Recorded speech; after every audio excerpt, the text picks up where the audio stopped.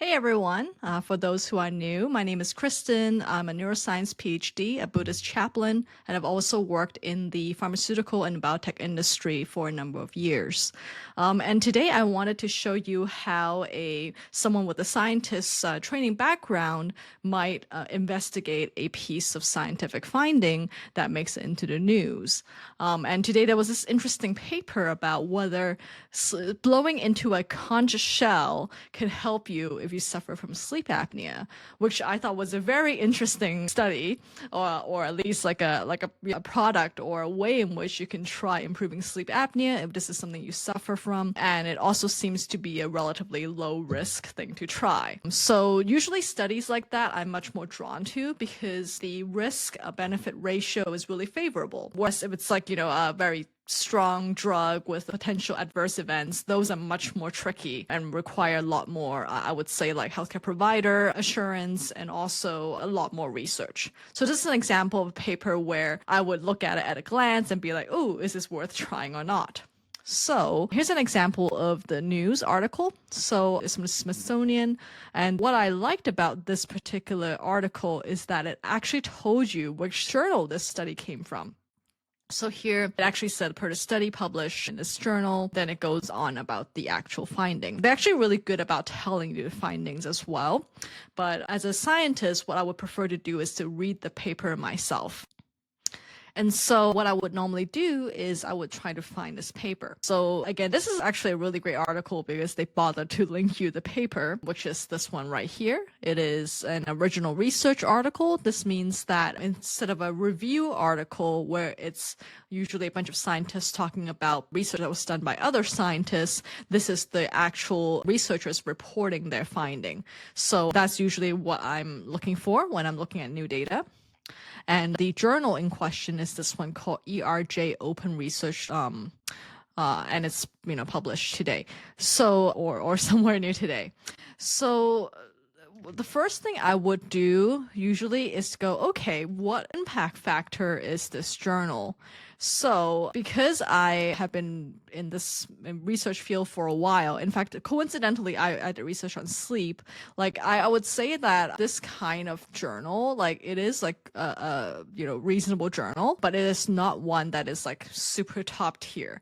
However, this doesn't mean it's a bad paper. It could be a perfectly great paper. It's just that the level of research that would be done to prove a hypothesis will not be as detailed as one published in like the Lancet or New England Journal of Medicine or like Science or Nature, and a lot of these journals that I tend to curate when I'm publishing Reframe Daily. Of course, I feel like this is the part where it's like this fine line between being judgmental and being practical. But like what I do is like, because it is not published in what I would consider a top tier journal, I would already caveat the findings a little bit to be like, okay, this is like a interesting finding, but it may not be like groundbreaking research that discovers a new mechanism for something, and also done with both like research in cells and also in animals and also in humans, that kind of thing. And like what I would do is also like be very careful in how I interpret these kinds of studies. However, if it's in a good journal,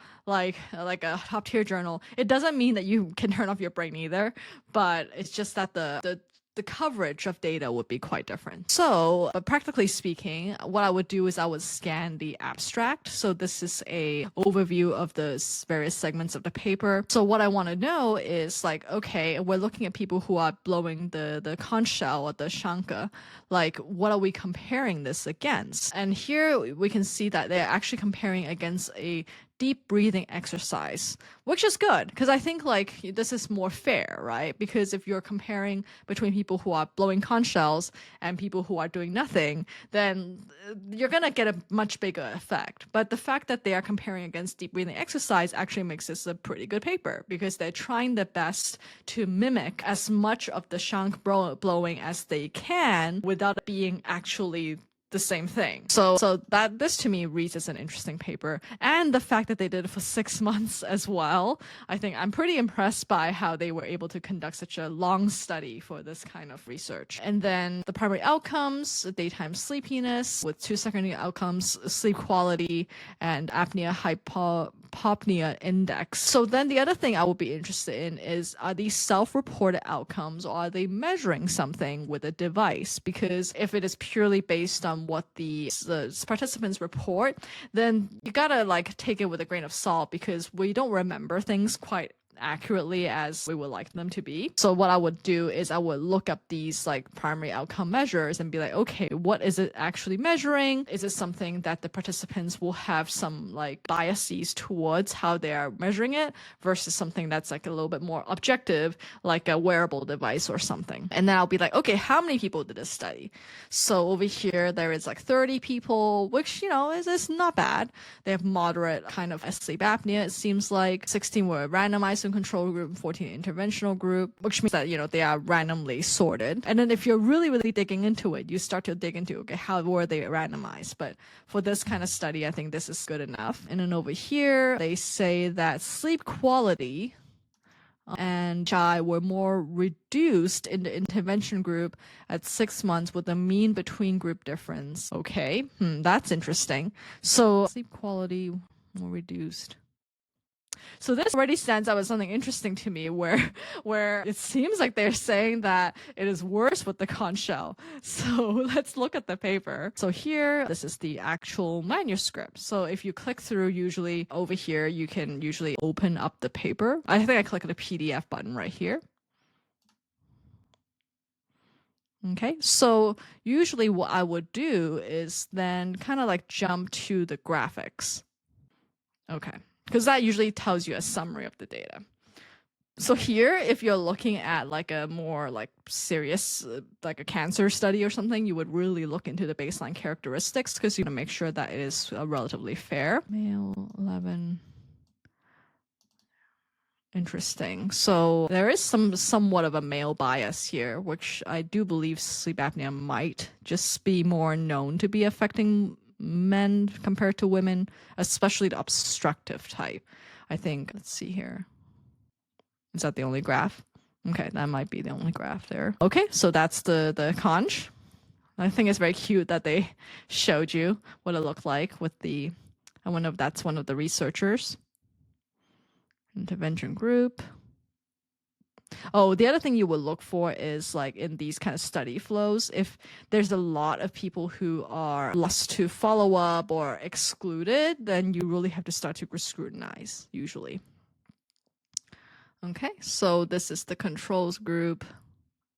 Okay, so they are less sleepy according to this study, at least like statistically different. I don't know whether this is clinically significant. This is usually where I would use ChatGPT to look that up and be like, okay, is the score actually meaningful according to this particular scale? And then, okay. What about the other results that they mentioned in the abstract that is conveniently not really easy to find here? Okay, so at least this is their primary outcome where they saw the difference. I think that's how they got it published. Sleep quality, baseline control, changes. Okay,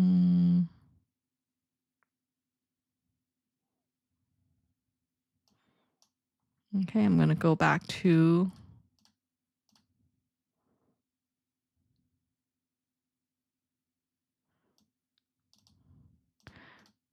results. Participants in the intervention group observed greater improvement in sleepiness with a 34% reduction in ESS. So that's a sleepiness scale.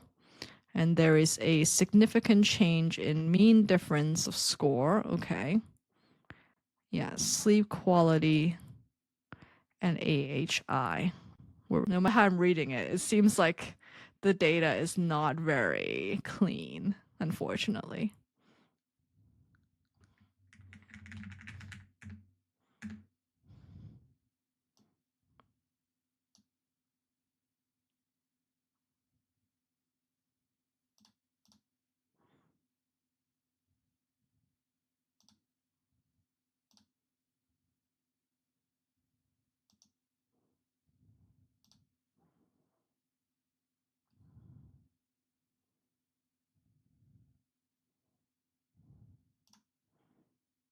Okay.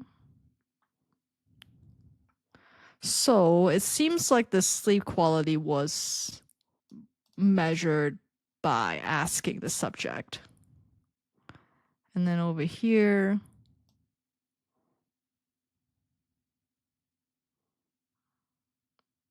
okay, they did use some devices to measure the rest.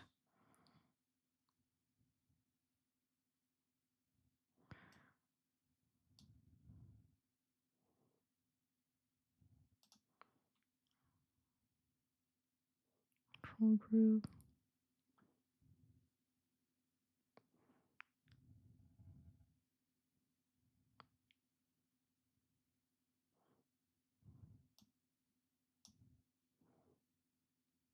Main difference.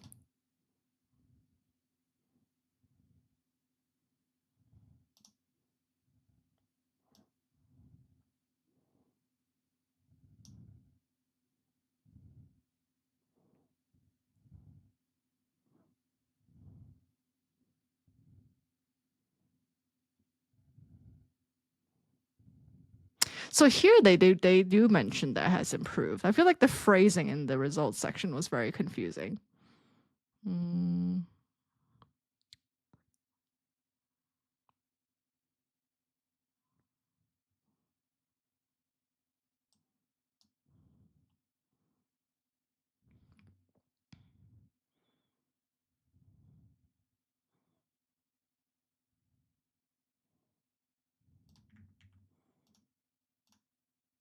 So the other thing I would do here is I would download the paper. Let me pause. Okay, so just now I tried to do it with absolutely no chat GPT. And then what I'll do is to make sure I didn't miss anything by using chat GPT. So I've set this to 5 thinking, which I think it does take a little bit. And while I'll just get it going while I explain the prompt. So this is a typical prompt I would use. So reading this as a critical scientist expert in the field of sleep apnea, what would you consider as clinically significant findings as opposed to statistically significant, especially with regards to the measures used? And the reason why is because like a lot of times like these review paper, these scientific research papers can be published when they have a p-value that is considered statistically significant, but it's because a lot of scientists are not good at statistics. So a lot of times papers are accepted based on purely like mathematical statistical significance. But in terms of like practicality, we need to look for like clinically significant measurements instead. And that's really going to vary from like each different like thing that you measure. So this is where ChatGPT comes in handy because like it is pretty hard to be an expert in all of the possible measures. So this is where I would ask it. And then the other thing I would ask it is what are the alternative hypotheses? What are the unaddressed issues with this paper? So an alternative hypothesis is where you can see that A seems to lead to B, and you think that, oh, A leads to B because of C, like some mechanism in between. But maybe A leads to B because of D, some other mechanism that's in between. So that is usually why like the papers that publish in top tier journals will go through, oh, it could be C, it could be D. Like it goes through a lot more things. Whereas over here, this is, comparing between blowing the conch shell and deep breathing exercise and measuring a few things. So it's not as clear as to what might be at play here. So let's see how this is going. So let me close this so I can make this a little bigger. Okay, so it seems like the Epworth Sleepiness Scale, it does pass muster here. Berg's Sleep Quality Index, subjective, prone to expectancy effects in open label trials. So open label here means that both the patient and the researchers know who is being assigned to what. Of course, if it's like a cancer drug or something, then they both look like pills or they both look like IV drips, and it's harder to tell who actually has the active treatment and who has a control, which is better because you don't want any biases, right? But here, because the thing we're looking for is blowing into the conch shell, you cannot know that you're doing that. So it has to be open label. Okay, and then for the apnea hypopnea index, statistically positive but clinically modest. So yeah, so it's not as strong here. And then oxygenation, not pre-specified, and key oxygen metrics were not reported, so interpret cautiously.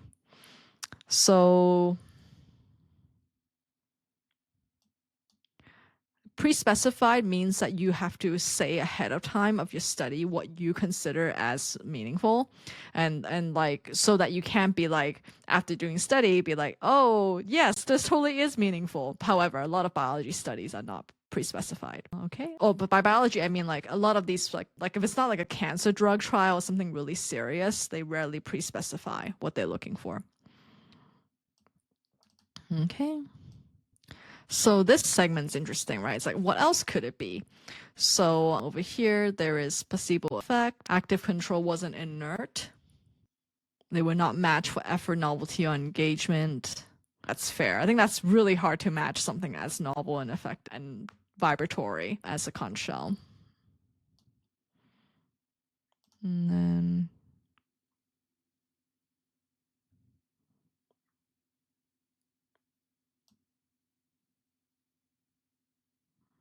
I see. They're noticing that the interventional group had slightly higher of this measure at baseline, so therefore they're more likely to just have a bigger room to move. Secondary recordings.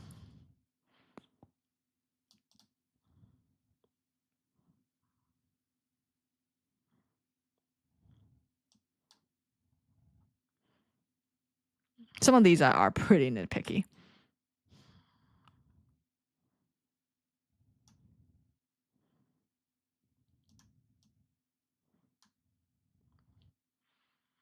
Okay.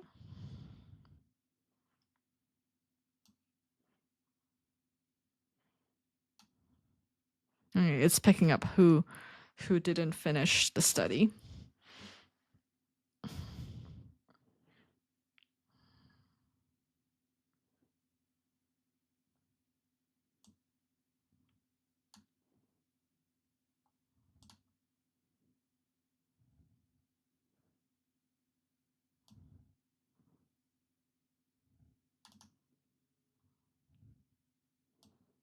Okay, I like how it generated. Will make this better next time. And then treat. That's really, really tough to do.